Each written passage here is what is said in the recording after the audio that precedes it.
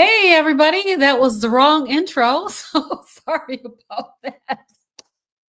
Oh my gosh, too funny. Welcome back to another episode of CarnivorousGrama Speaks. Tonight, we are going to be talking about the sugar diet.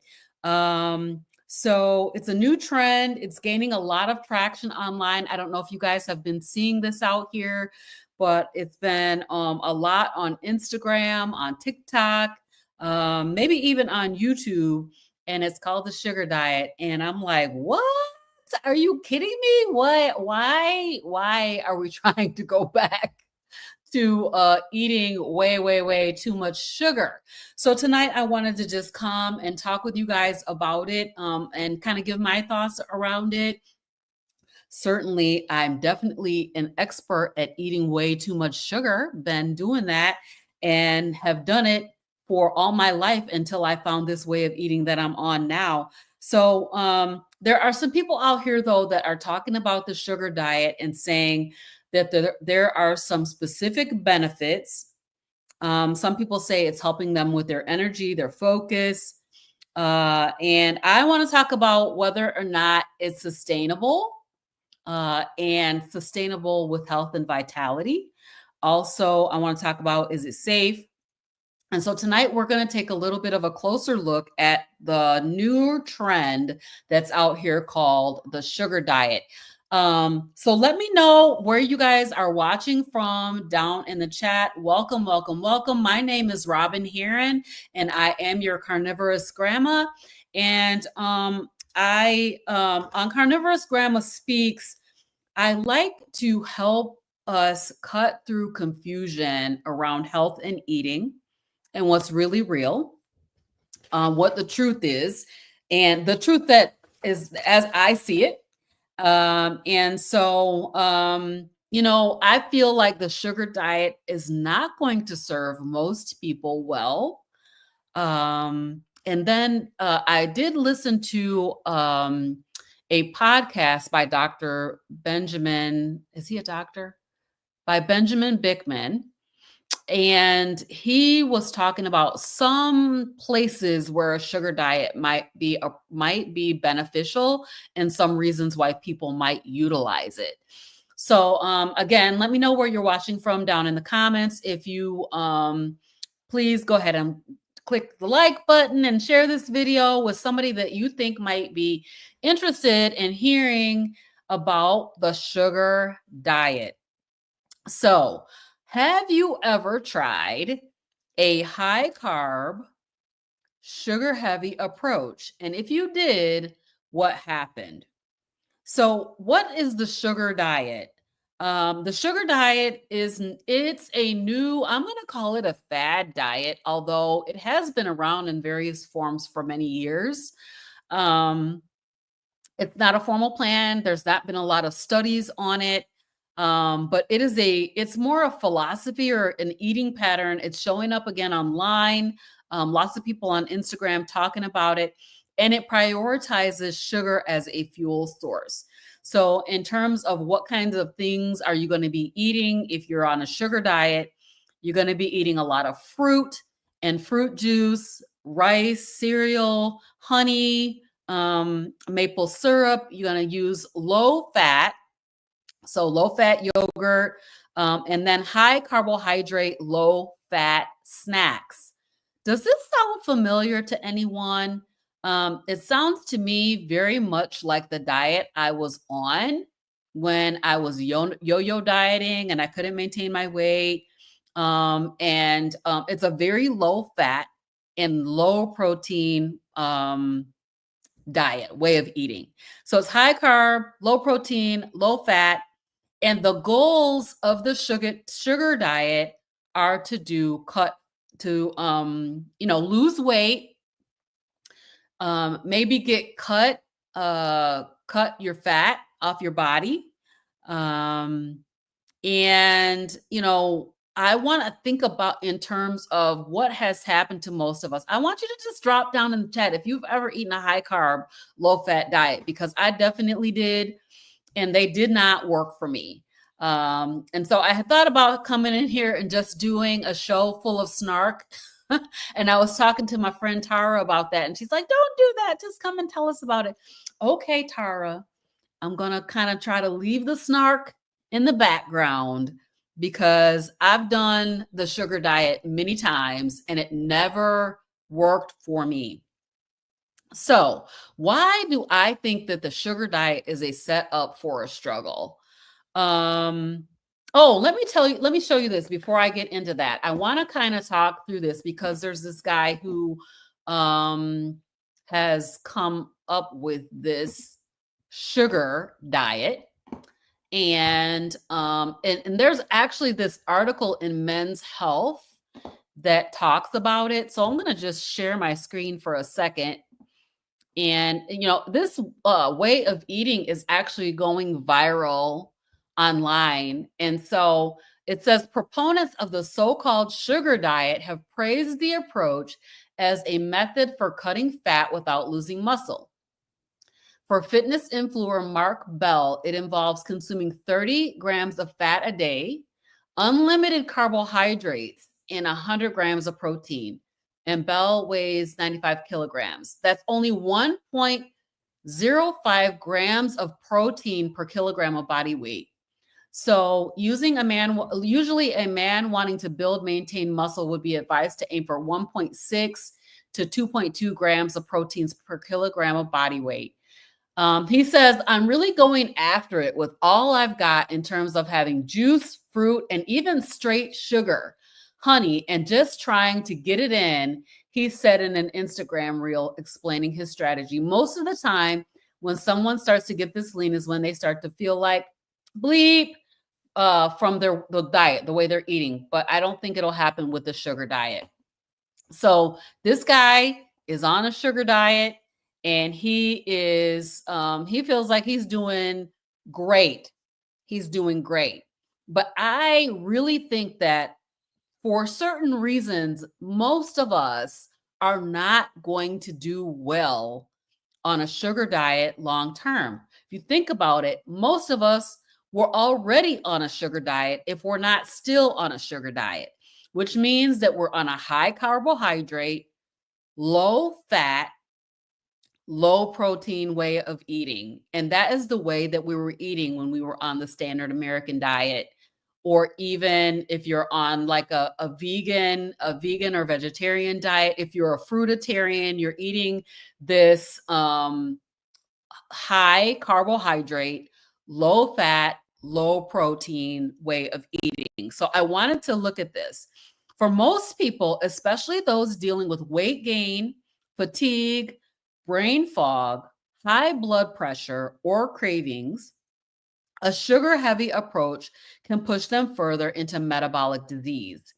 And I think that this is what happened with me. I was definitely on a standard American diet. I even was on a keto diet.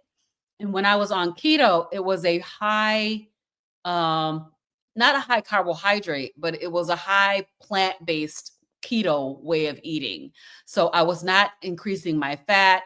I was not, eating a lot of fat or intentionally increasing my protein. So I was definitely on a lower fat way of eating. So I wanted to kind of look at some of the statistics. So in the 1960s, 15% of Americans were obese. And today, that number is over 42%. It's probably even higher than that right now. That obesity picture. I was thinking about like back in the day, if you look back at some old pictures of your family back in the 50s and 60s, how did they look? Everybody was trim. They looked slim. And if you look around today, we will see that we have this metabolic issue. And I believe that metabolic issue is being caused because we're eating too much sugar. So in the 1970s, Americans ate approximately 4 pounds of sugar per month. And today it's nearly 15 pounds of sugar per month. So we've exponentially increased the amount of sugar in our diet because if you think about low fat foods, they add sugar to those foods to make them taste like something. They're not going to taste like nothing if you don't add any sugar to it. And we just have exponentially increased the amount of sugar that we're eating in our diet, um, even without adding or sprinkling on sugar. All of our packaged and processed foods are high in sugar and carbohydrates in general, and then you think about the fact that plants also convert to sugar in the body. So we're nearly eating 15 pounds of additional added sugar in a standard American diet every single month. So I think it's problematic this having too much sugar. And we know if you guys watch Hey Sister Girl, you know that your body can only really manage a teaspoon of sugar, which is 4 grams of carbohydrates in, I'm going to call it in a day, but it's really just at all, right? So you can only add like a teaspoon of sugar, added sugar to your body and still be, and you're not have your body fighting with, insulin problems. So 93% of adults show signs of metabolic dysfunction. So, what does that look like? So I have these pictures I can show you. Um, Let me see if I can show you this.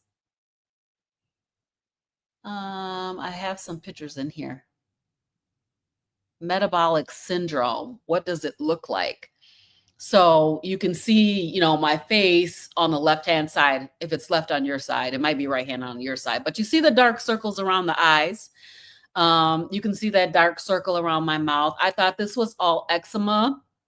And then I had these issues with eczema in my hands.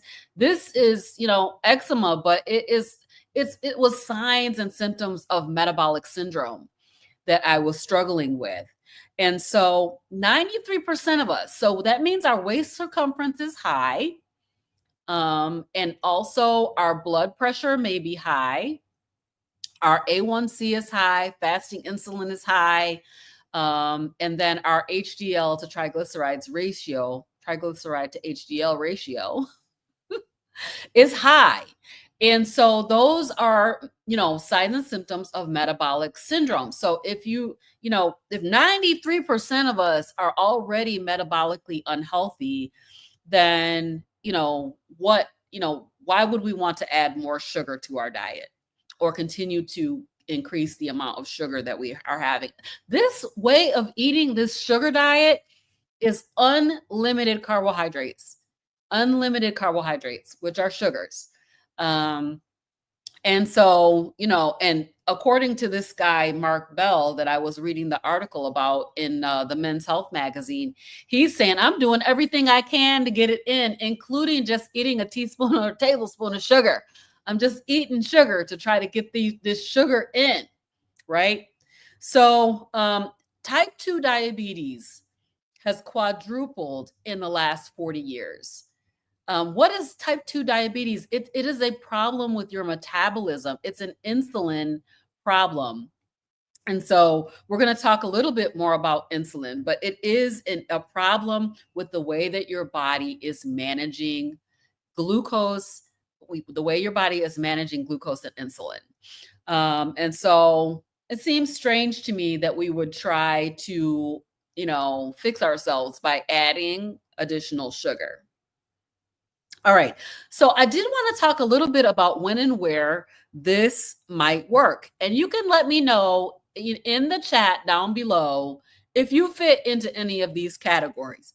So there are specific scenarios where a sugar-heavy approach could serve a purpose, right? So number one is elite endurance athletes who are burning through glycogen fast. So somebody that is completely metabolically healthy, they're an elite athlete, and they're going to go and do this sugar-heavy approach for a time, not as a long-term solution. Bodybuilders who are using strategic carb loading, And then there are certain rare medical conditions that require quick access to glucose. So basically, I mean, for the most part, most of the people in the world do not fit into these categories of, uh, where a sugar-based diet would make sense. Hey, Dustin, so glad that you're here. I do see some comments here. Let me just pop up. Zena Taylor. Zana? Is it Zana? Okay. Hey, Zana. I tried to watch the screaming sugar diet guy, and he does not resonate with me at all. I have zero patience with his approach, personality. Hard pass. That's funny. I have not watched him. And so that is not something that I've checked into. I watched a video by Benjamin Bickman because I wanted to get a scientist's view, a scientist's take on this sugar diet. So Zaina's also saying, I went vegetarian and ate a lot of fruit during that time. My bad cholesterol goes up too high on fruit sugars. I have no interest in going back. Good for you, Zaina. I have no interest in going back to all that eczema on my face and blisters. Just crazy. I'm telling you, I accidentally got some sugar a couple of weeks ago, and it's finally clearing up. I mean, my finger was cracked open.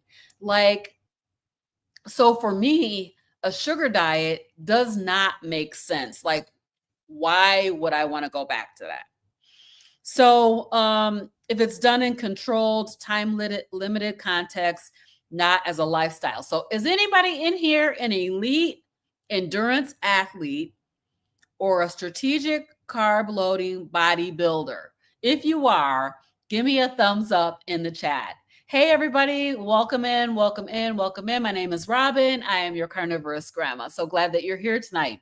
I see G-Ball Development in the chat. Welcome, welcome. Of course, Zaina is here.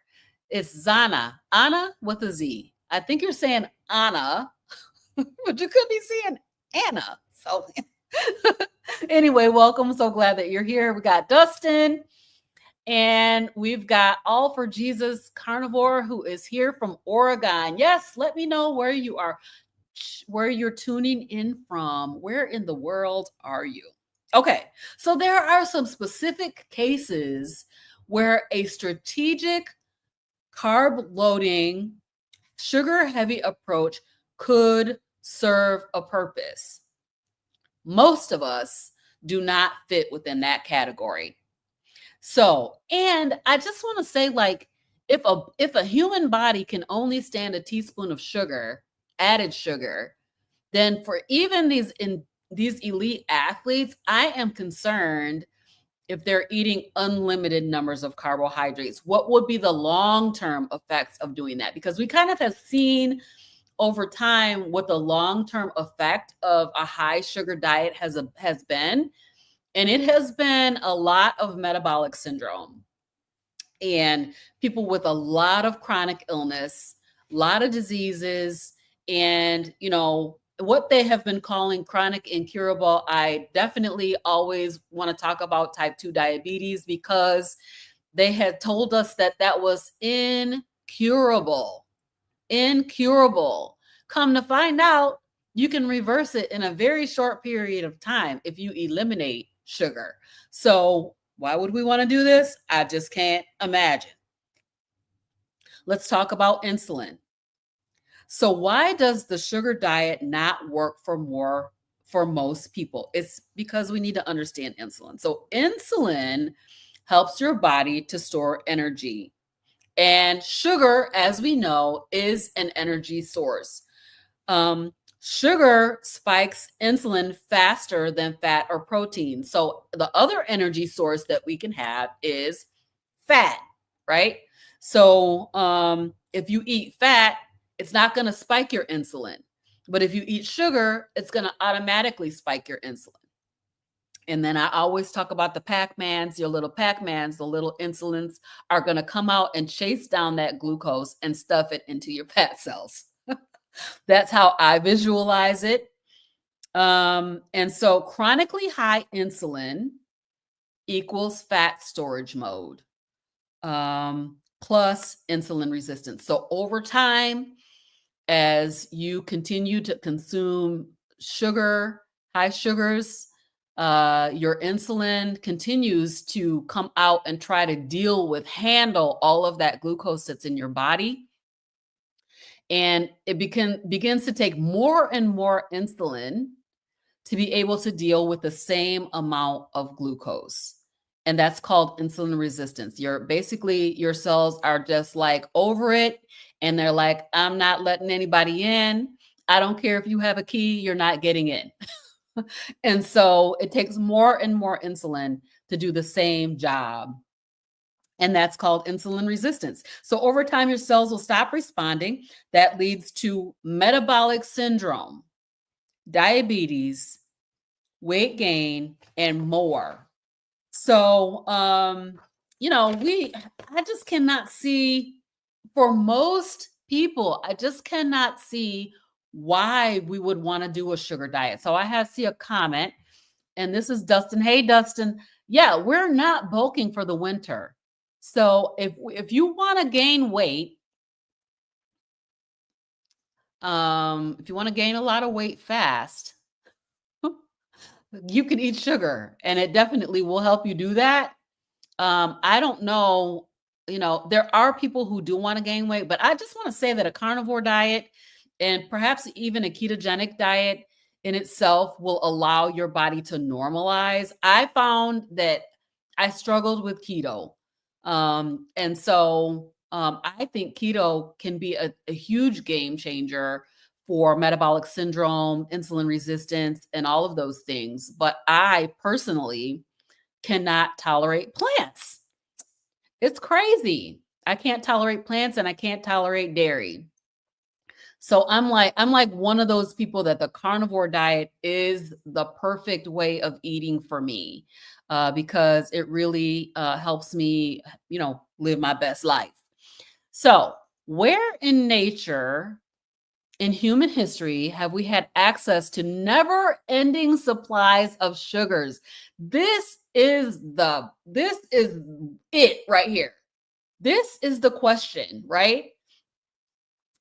In our world, right? If I think about this, I always think about bananas, right? Because I live in Michigan, and there are literally no banana trees here. There is no banana tree here. So in Michigan, we would never have eaten a banana ever, because we would not have had access to that. We would have eaten strawberries in the spring and probably early summer, when they came in, and then we would have pigged out on those sugar foods during that time when those seasonal fruits came in. Apples in the fall. But we would not have been eating a banana and an apple and a peach and a pear and a plum every single day of our lives. It just wasn't, we would not have had an endless access to that. If we went and we found a honeybee hive and it had honey in it, we would have pigged out on honey in that moment, but we would not be eating honey every single day. So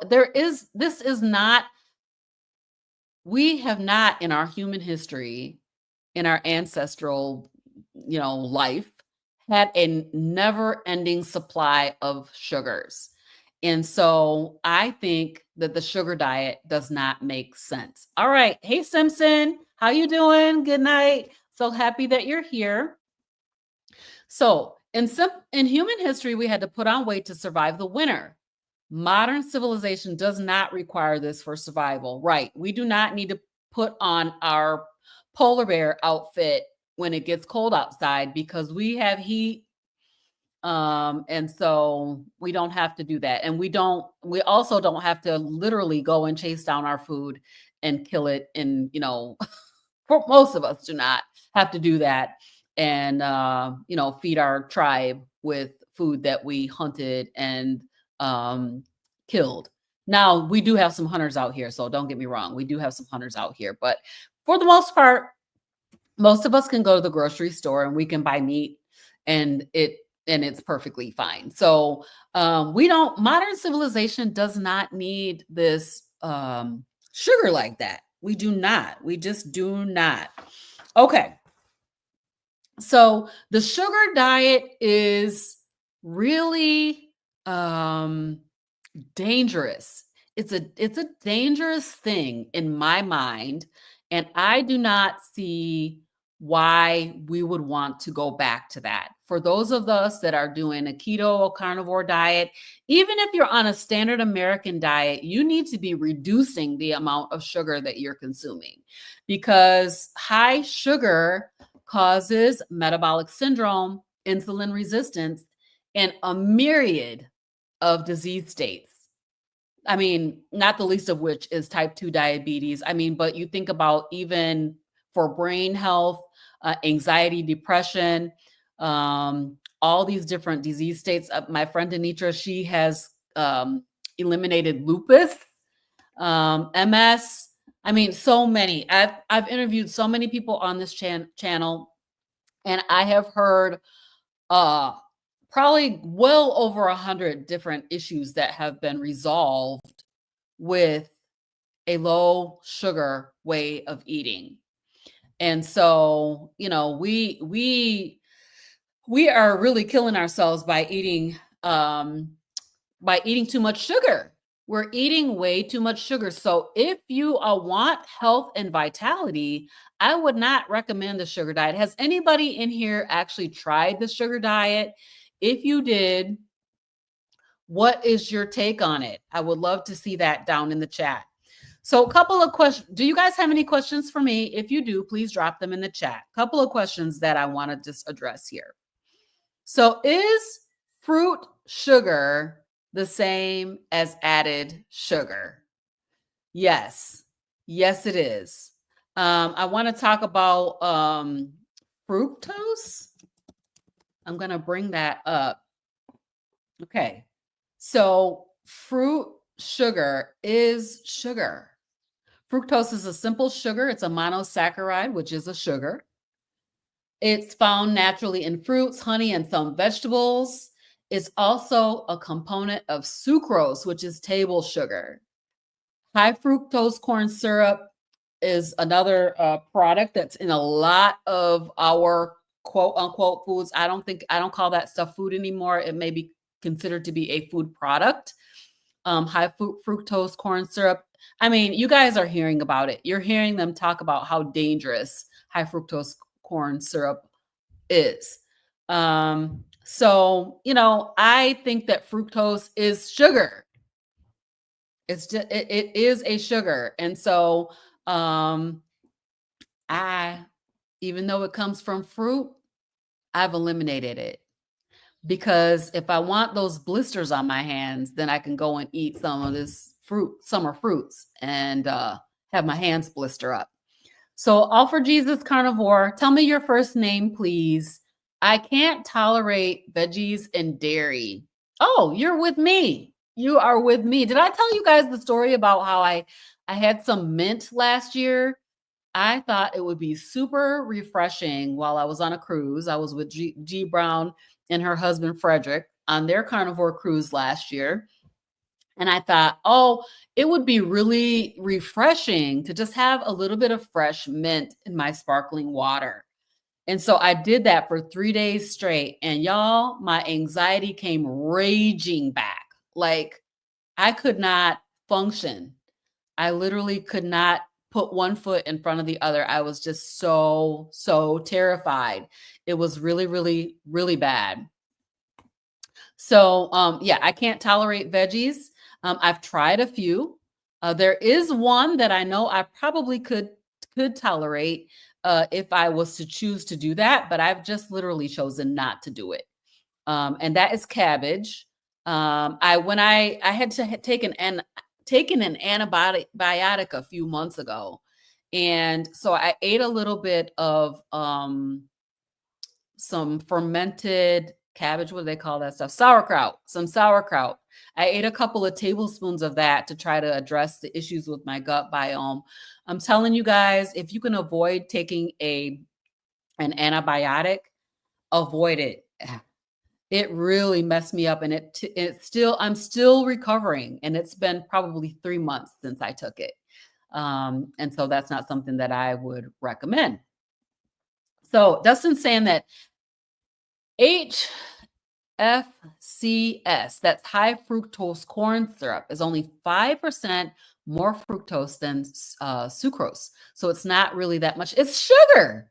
It's literally sugar. It's sugar. Leave it alone.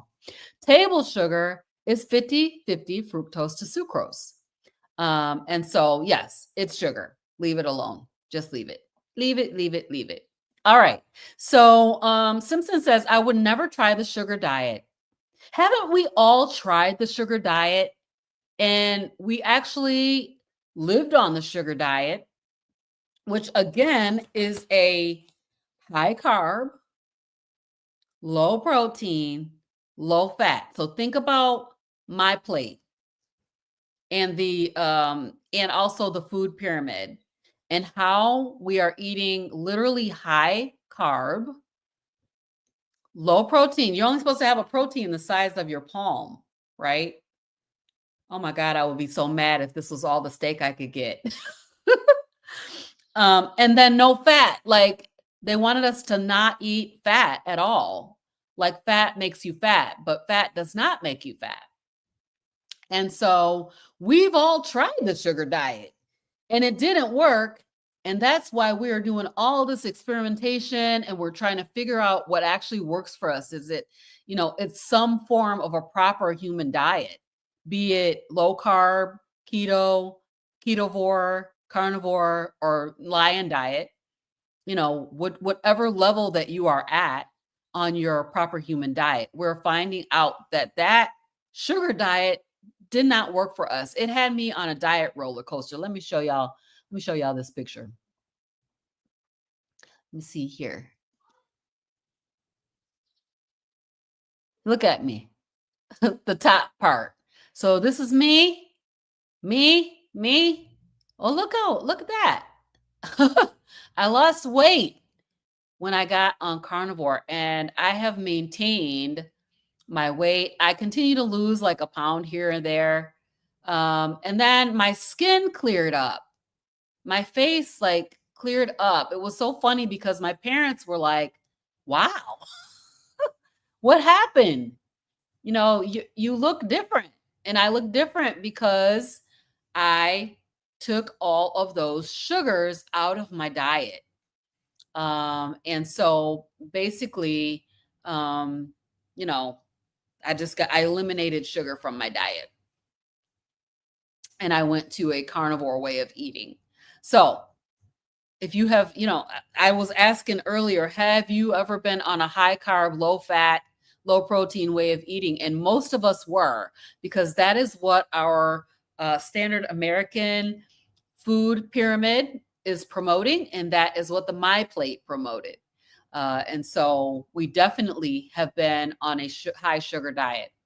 Keto Simple, Dustin, high fructose corn syrup is normally these days from corn and table sugars from beets. Sugarcane is too hard and expensive to process. Okay. And then fructose is processed by the liver. Sucrose is processed in our bloodstream and pushed into our cells by insulin. Okay. And with the current controversy between high fructose corn syrup versus cane sugar soda, when they are bottled or canned, there's almost no difference out of the taste. Neither is healthy. It's a silly argument. I totally agree with you, Dustin, that it's sugar. High fructose corn syrup versus, yeah. So you go to the store, you see these Coca-Colas, and they say cane sugar on the bottle. Like that's better. It's still sugar. It's still sugar. So I think that also is a silly argument. And then Dustin has been on plenty high carb, high fat diets. Yeah, we all have. That's how we grew up. I remember when, my mom used to cook when I was very, very young. She used to cook. And then when I was a kid, those TV dinners came out. And we never even thought, I always wanted the one with the pie. Do you guys remember that? There was one that had a pie. And so you would heat it up and you'd have this hot cherry pie in the center. And so yeah, the carbs and sugars came on the boxes, cereal boxes with the prize inside. We had that, and started eating. They used to call them sugar corn pops. Sugar corn pops is what they were called, and then they changed the name to take the sugar off the front, but it still was sugar corn pops. It was sugar smacks. Those were the foods that we had growing up.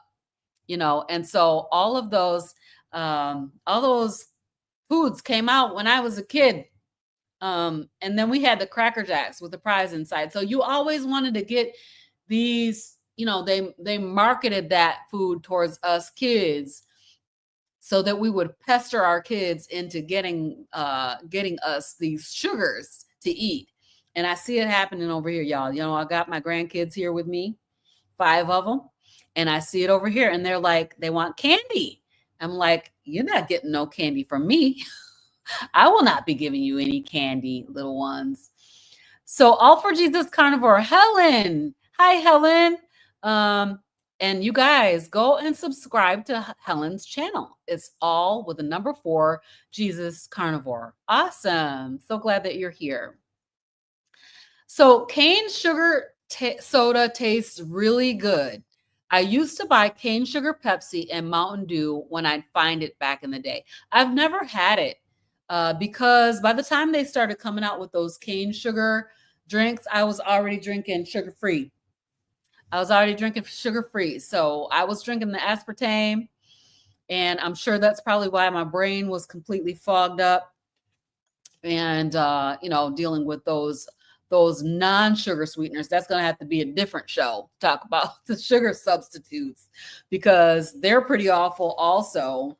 But sugar, our bodies can't handle all that sugar. So I would advise us not to. Okay. So what if I feel better eating carbs? Is there anybody in the group that feels better eating carbs? I think that people think they feel better eating carbs, but when you do your experiment and you cut those carbs out and bring them back in, you can really figure out what in the world is happening to your body. Like, how do you actually really feel? And so I think it's an illusion. I think that, first of all, that these sugars cause a dopamine hit. And so they hit your pleasure centers. And so, yes, it does feel good to consume them, but they also do a lot of damage to your body. And so I think that, you probably may, if you are eating a high sugar diet and you like, oh, I need to have a bag of chips. I need a bag of chips. I need a bag of chips. And then you get your chips and you feel so good and so satisfied. It's because those chips are hitting your pleasure centers. That candy is hitting your pleasure centers. It is just a drug. Sugar is a drug, and it is one of the most addictive drugs that is known to mankind.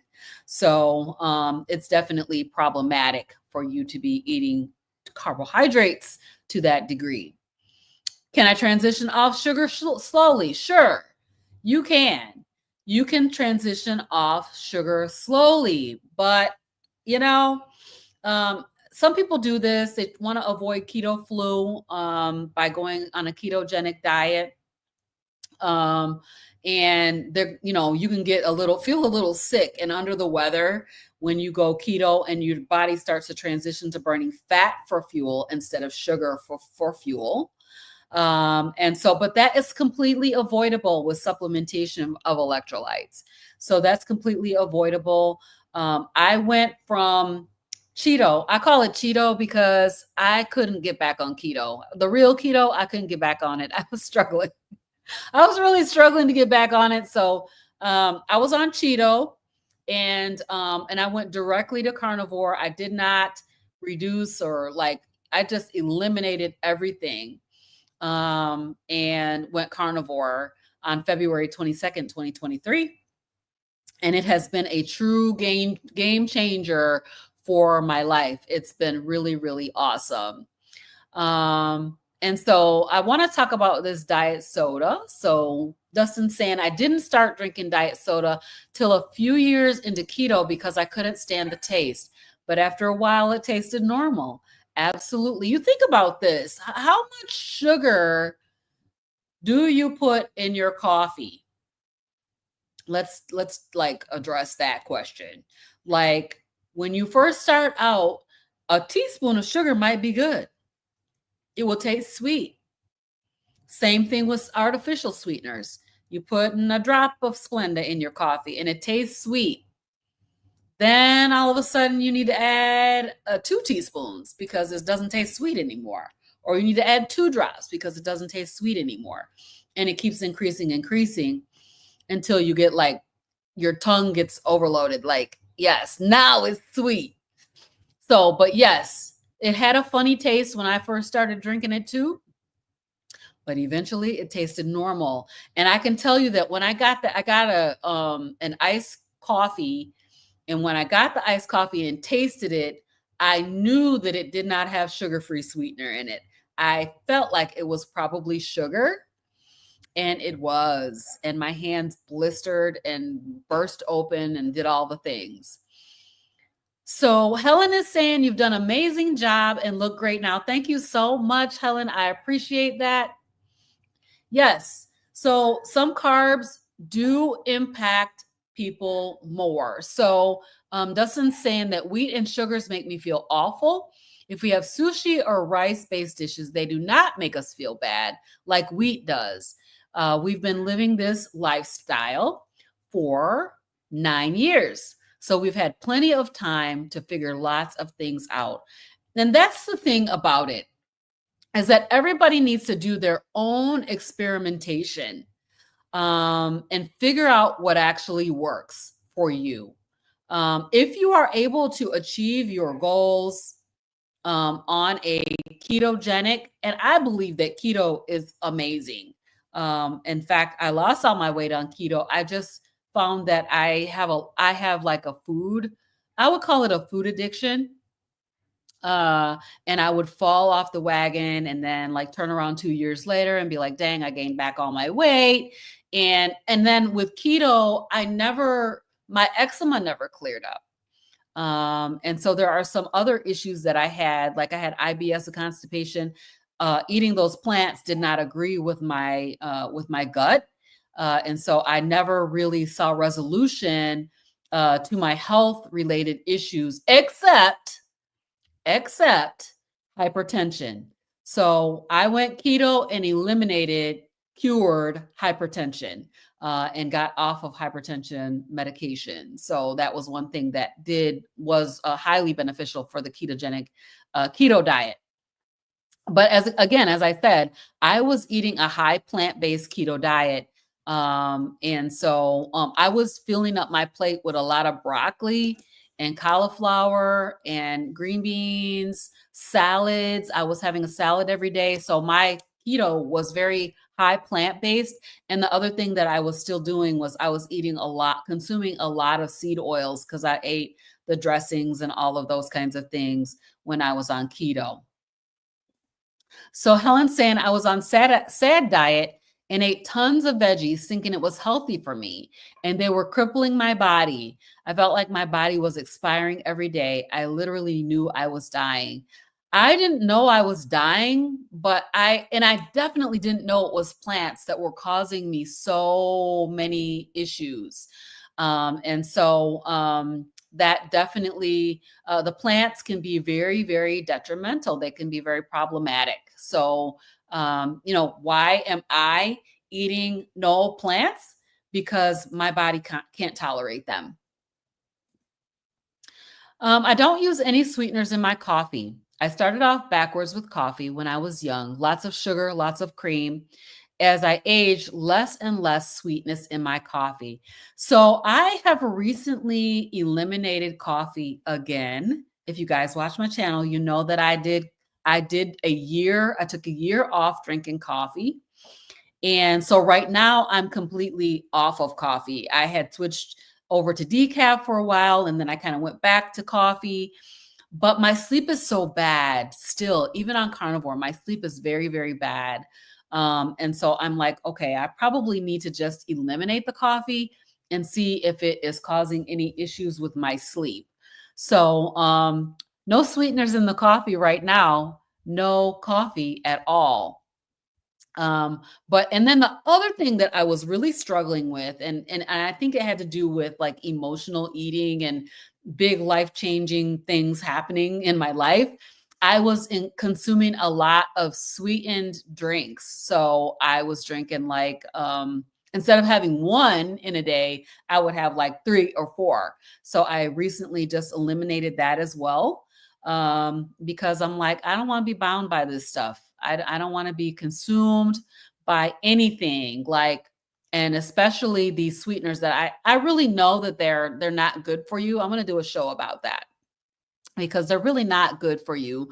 But I was doing it anyway to deal with emotions. So you guys, emotional eating is a real thing. So that's very challenging. Um, so proper human diet is a spectrum, in my honest opinion, from whole foods to low carb, keto, carnivore, line on the other end. Whole foods. So what we're talking about is whole single ingredient, one ingredient foods, right? So I'm not sure about the high, like grains and stuff like that, rice. I'm not sure about those as part of a proper human diet. I would have to look into that a little bit more. I have been thinking in terms of ketogenic or at least low carb.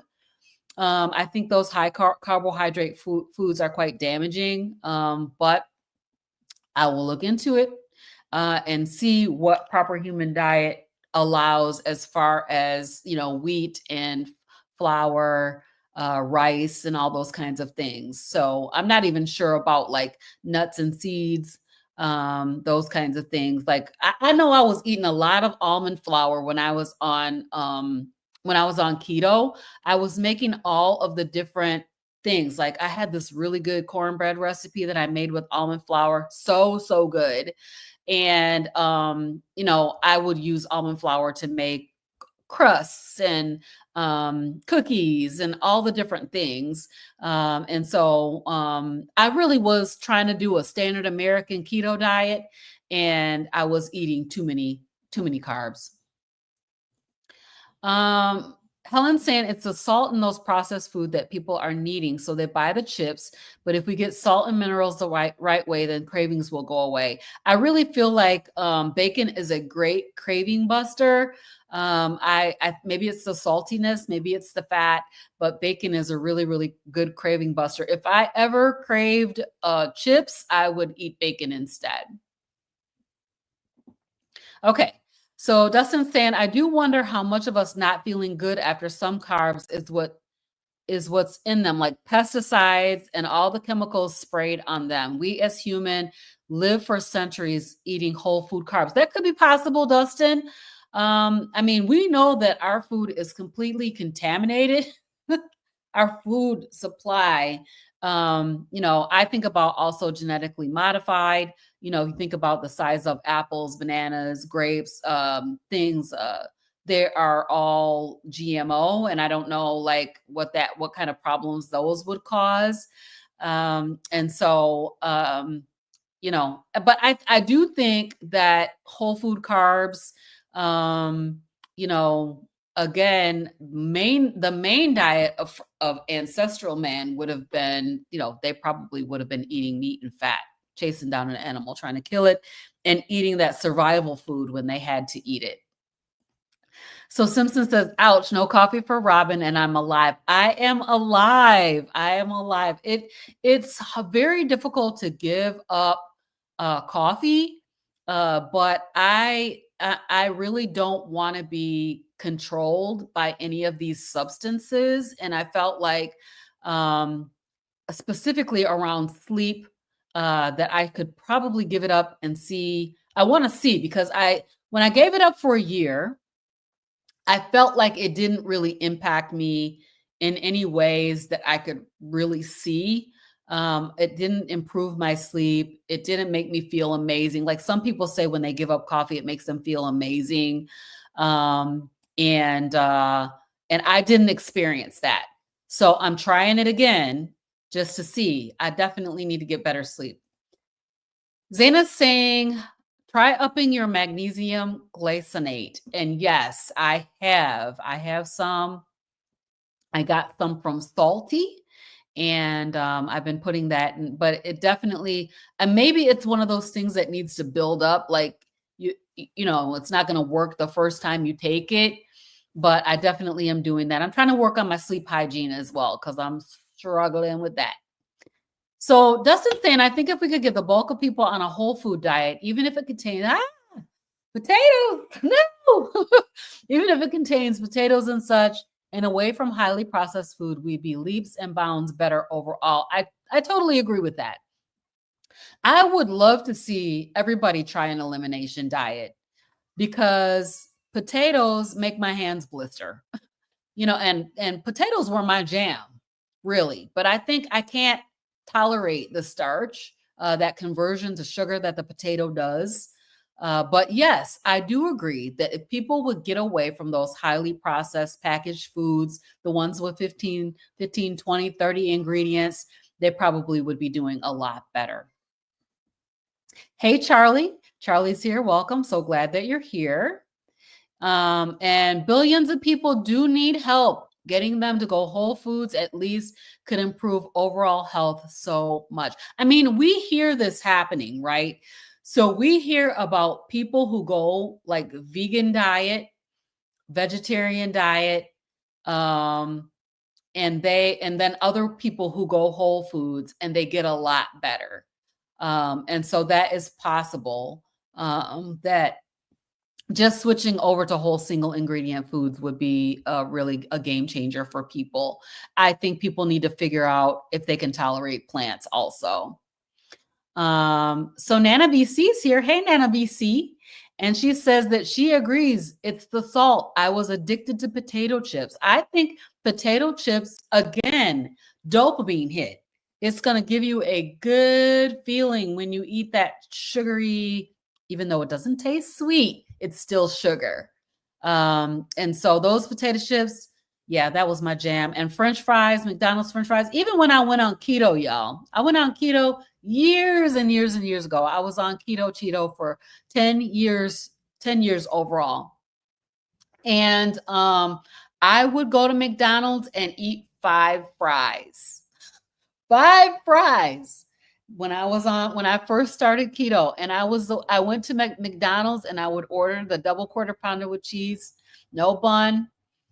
I mean, we had a whole recipe that we would ask for, me and my daughter. My daughter worked at McDonald's, and when I remember going to McDonald's and asking for that, and the people would be like, "What is she talking about? What is that?"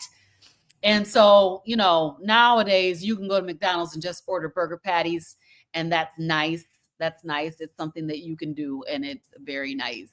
But yes, addicted to that salty, savory flavor. So who else do we have in here? Meathead is here. Hey, Meathead. So glad to see you. Thank you for stopping by. We're talking about the sugar diet. So again, the sugar diet is a high carbohydrate, low protein, low fat way of eating. I believe that we have all tried the sugar diet. And if you're on any kind of ketogenic diet, if you're on keto, ketovore, carnivore, that sugar diet did not work for you. If you are not an elite athlete or a trying to do some kind of a carb cycling type of a way of eating to bulk up, that sugar diet is not the diet. It's not the way for you. So, healthy sugar-free snacks or meals. You guys drop some in the chat. What do you guys eat that's sugar-free for your snacks and meals. I eat a carnivore way of eating. So I eat meat. I eat meat. I don't eat vegetables. I don't eat fruit. And the only plants that I'm allowing really right now is I use some Redmond's real seasoned salt on my meat. And so I've cut out the coffee. Today was my second or third day not having coffee. And I'm feeling tired right now, to be honest. I'm feeling tired right now because I got to get through that transition phase of getting off of coffee. So, healthy sugar-free snacks. So I do eat some pork rinds. I use a brand called Rib Rack. It's very clean. I eat those every now and then, but I often do not, I don't snack hardly at all anymore. Very, very rarely I will snack because my food is satiating. Um, I do eat like beef fat trimmings. In fact, I need to go to the store when I get done here and go pick them up because I forgot to go pick them up earlier. So I called my grocery store this morning and told them to, save me some of the beef fat trimmings from the meat that they were cutting today. And that really is helpful. It's very delicious. It's a very nice, crunchy, delicious snack, kind of like cracklins, but beef. Um, I mean, you can do boiled eggs. If you eat eggs, if you can tolerate eggs, boiled eggs are a good snack. Um, you know, so I just don't snack that much. So y'all drop some of the things that y'all are snacking on. So if I need a snack, it's usually beef sticks from Costco.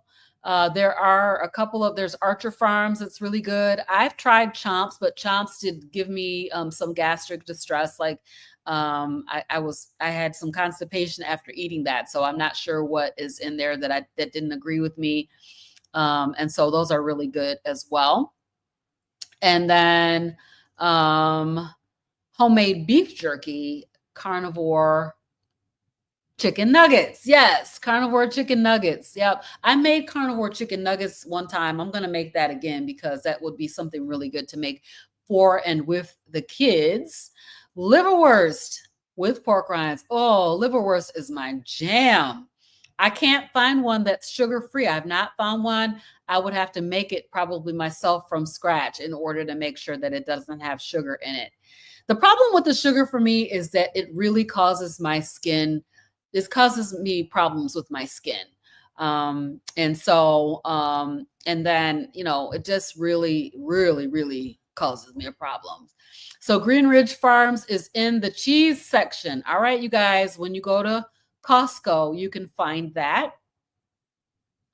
So the problem with pork rinds and meat sticks in the industry does not use artificial sweeteners. They use pineapple juice powder or small amounts of sugar. So check out Rib Rack. Rib Rack pork rinds are just pork skins and salt. And they are cooked in pork lard. So that's something that you really do want to look for. Of course, we want to make sure that we're reading our ingredient labels.